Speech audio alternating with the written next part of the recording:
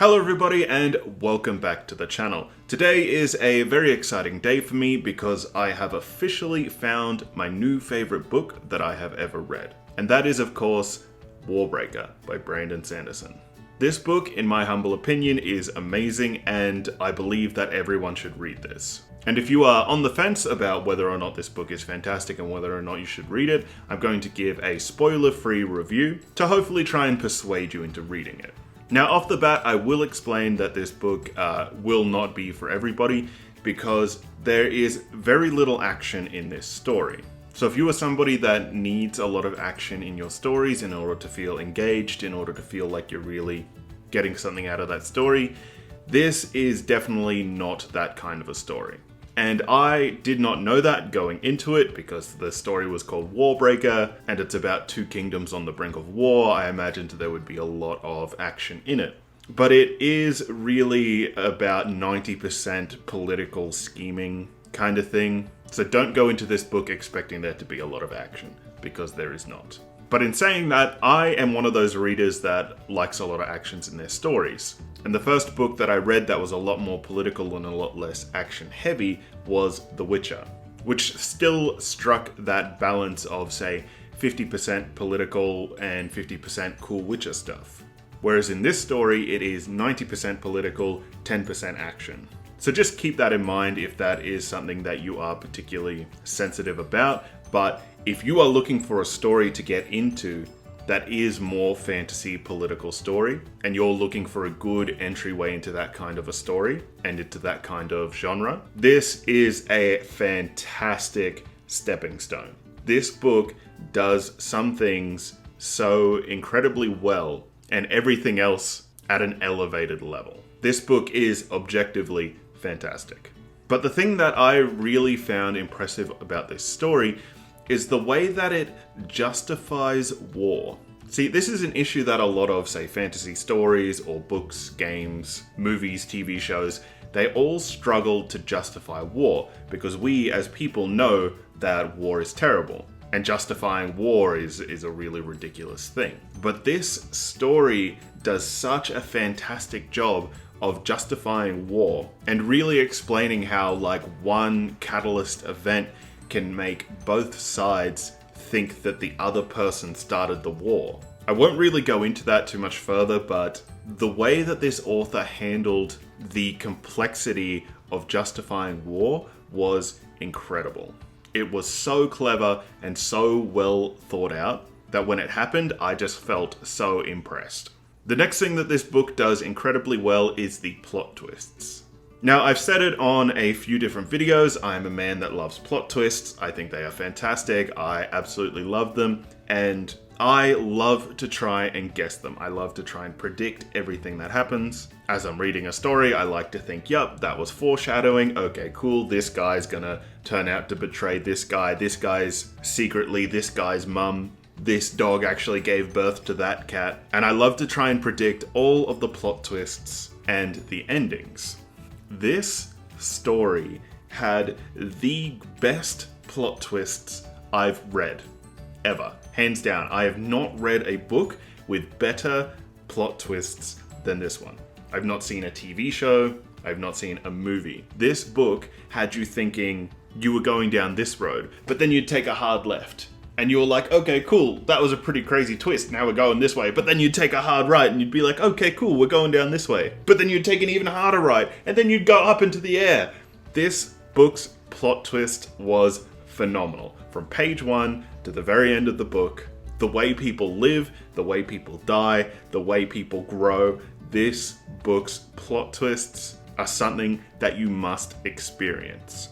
And especially for a seasoned fantasy reader like myself that loves plot twists, and there comes a point when you read enough fantasy stories that the plot twists are really predictable. You can really predict the ending, you can predict the growth of a character or the death of a character. So this story was really refreshing in the way that it handled those twists so much better and so out of the meta. The next thing that this book does incredibly well is the characters.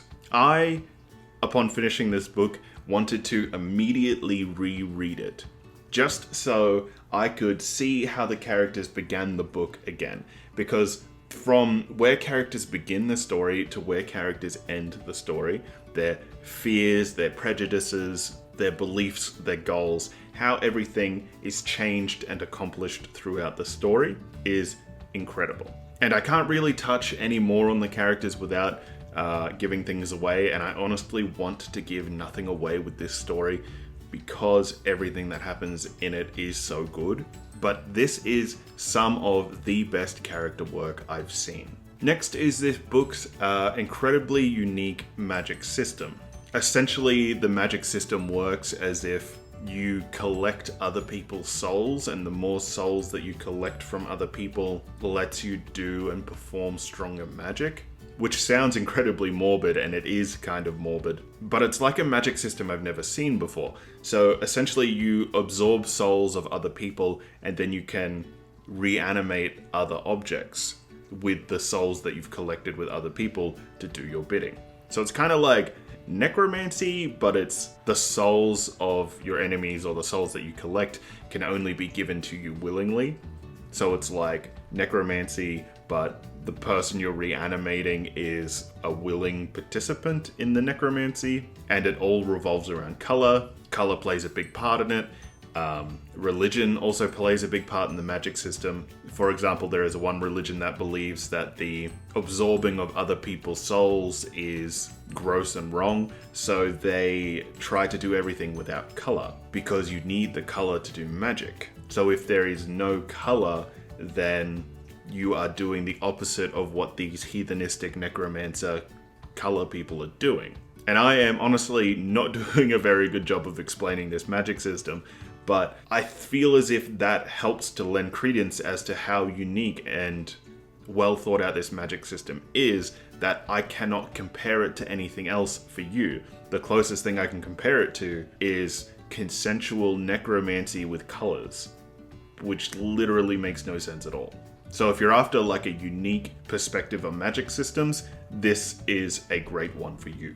The last point that I want to touch on is the world building. The world building in this story is also incredible. From the different religions that, like I said, there are ones that celebrate the colors and the absorbing of other people's souls. There are the ones that detest it, so they remove all color from their life. There is the big main city, there is the smaller country city or smaller country kingdom, there is the ocean, there's the mountains. It's all incredibly well built up. But more than that, the author manages to go into some of the things that in other stories would be considered boring. Like, for example, how the larger city grew all of its money and grew all of its power because they can grow a certain flower that creates a certain dye, and it only grows around this city. So it made them the economic powerhouse when it came to selling dyes. And usually that would be really boring. That would be really boring to read about, how like this city managed to get a bunch of money because it turned flowers into dyes.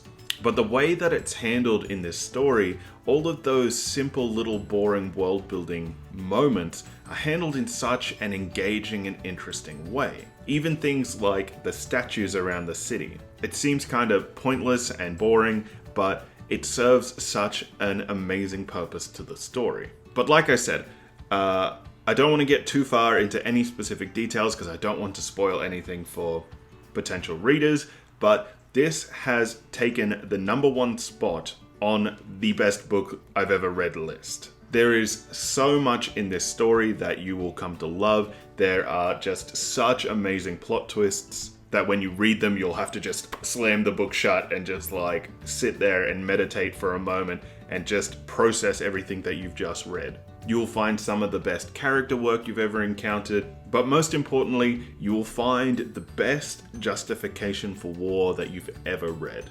It really, really was a fantastic story, and I could not recommend it enough. Just like I said at the start, be aware that it is like 90% political scheming and 10% kind of cool action. But in saying that, the 90% of scheming and plot twists is actually really, really engaging. So if you're someone like me and you never thought that you would really be interested in a story like that, but you would like to expand your horizons, definitely go with Warbreaker. Give it a go. I cannot recommend this book highly enough. Have you read the book? What did you think about it? Let me know in the comments down below. Like this video, subscribe to the channel. I'll see you next time, and as always, thank you very much.